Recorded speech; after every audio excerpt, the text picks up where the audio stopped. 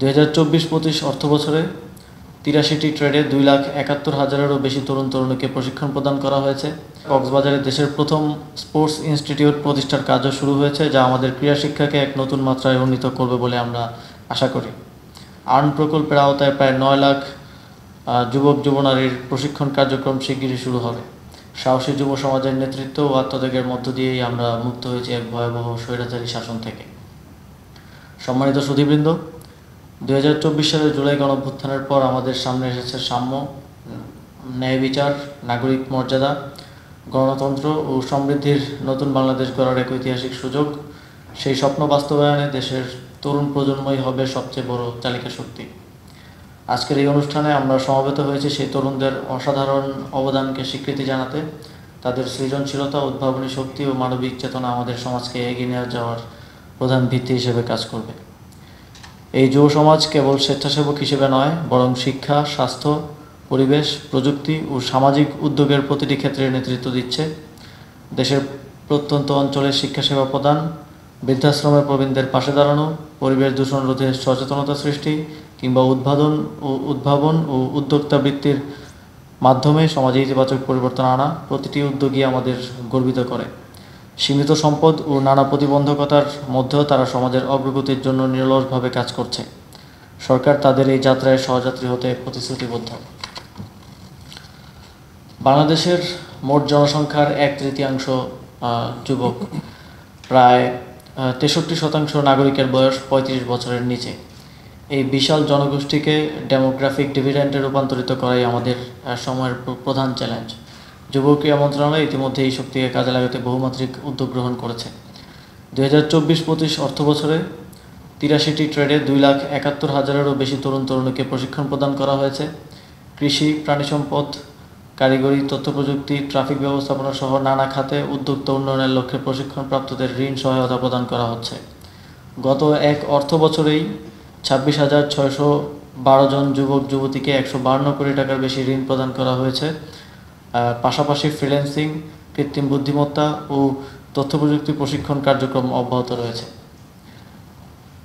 জুলাই গণঅভ্যুত্থানে আহত ও শহীদ পরিবারের সদস্যদের আত্মকর্মসংস্থান সৃষ্টির লক্ষ্যে একটি বিশেষ প্রকল্প হাতে নেওয়া হয়েছে, যার মাধ্যমে 12,877 জনকে প্রশিক্ষণ ও আত্মকর্মসংস্থান সৃষ্টিতে সহযোগিতা প্রদান করা হবে।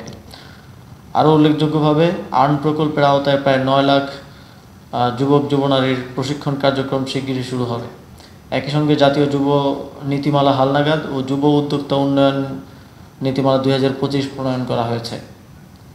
স্টার্টআপ এবং উদ্যোক্তাদের জন্য সহযোগী ইকোসিস্টেম বিনির্মাণের লক্ষ্যে একযোগে কাজ করছে বাংলাদেশ বিনিয়োগ উন্নয়ন কর্তৃপক্ষ, আইসিটি বিভাগ এবং যুব উন্নয়ন অধিদপ্তর।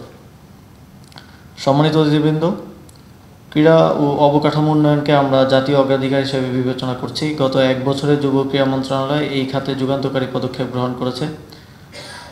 সংযুক্ত আরব আমিরাতের অর্থায়নে দেশের 8টি বিভাগে 8টি অত্যাধুনিক স্পোর্টস হাব প্রতিষ্ঠার কার্যক্রম ইতিমধ্যেই অগ্রসরমান। পাশাপাশি চীনের সহযোগিতায় একটি আধুনিক স্পোর্টস ভিলেজ স্থাপনের জন্য আলোচনা চলমান রয়েছে। এছাড়া কক্সবাজারে দেশের প্রথম স্পোর্টস ইনস্টিটিউট প্রতিষ্ঠার কাজও শুরু হয়েছে, যা আমাদের ক্রীড়া শিক্ষাকে এক নতুন মাত্রায় উন্নীত করবে বলে আমরা আশা করি। অগ্রাধিকার ভিত্তিতে জাতীয় ফুটবল স্টেডিয়াম সংস্কার কাজ সম্পন্ন করে তা বাংলাদেশ ফুটবল ফেডারেশনের কাছে হস্তান্তর করা হয়েছে। ক্রীড়ার বিকেন্দ্রীকরণের লক্ষ্যে নতুন 2টি বিভাগে বিপিএল আয়োজনের প্রয়োজনীয় অবকাঠামোগত সংস্কার সম্পন্ন করা হচ্ছে। শুধু কেন্দ্রীয় পর্যায়ে নয়, বরং বরিশাল, চাঁদপুর, শরীয়তপুর ও নড়াইল সহ বিভিন্ন জেলার একাধিক স্টেডিয়াম উন্নয়ন ও নতুন অবকাঠামো নির্মাণ চলছে। সারা দেশে ইতিমধ্যেই 150টি উপজেলা মিনি স্টেডিয়ামের কাজ সম্পন্ন এবং আরও 201টি উপজেলা মিনি স্টেডিয়াম নির্মাণের প্রকল্প চূড়ান্ত করা হয়েছে। পাশাপাশি 100টি স্কুলে সিনথেটিক পিচ স্থাপনের উদ্যোগ গ্রহণ করা হয়েছে। এসব উদ্যোগের ধারাবাহিকতায় 2024-25 অর্থবছরে এডিবি বাস্তবায়নের হার দাঁড়িয়েছে 91.6%, যা আমাদের পরিকল্পনা বাস্তবায়নে দৃঢ় অঙ্গীকারের স্পষ্ট প্রতিফলন। অবকাঠামোগত উন্নয়নের পাশাপাশি ক্রীড়াঙ্গনে প্রশাসনিক সংস্কার, বিকেন্দ্রীকরণ ও স্বচ্ছতা নিশ্চিত করতে পুরনো কমিটি ভেঙে অ্যাডহক কমিটি গঠন করা হয়েছে। বিপিএলকে উত্তর ও দক্ষিণাঞ্চলে সম্প্রসারণের সিদ্ধান্ত গৃহীত হয়েছে। পাশাপাশি বেঙ্গালুরু সিএসআর তহবিল থেকে ক্রীড়াক্ষেত্রে অর্থায়ন বৃদ্ধির লক্ষ্যে বাংলাদেশ ব্যাংকের সাথে আলোচনা চলছে। উল্লেখযোগ্যভাবে ই স্পোর্টসকে আনুষ্ঠানিকভাবে ক্রীড়া হিসেবে স্বীকৃতি দেওয়া হয়েছে। সম্মানিত সুধীবৃন্দ, তারুণ্যের শক্তিকে উদযাপন করতে মাননীয় প্রধান উপদেষ্টার নির্দেশনায় গত বছর থেকে সারা দেশে আয়োজন করা হচ্ছে তারুণ্যের উৎসব।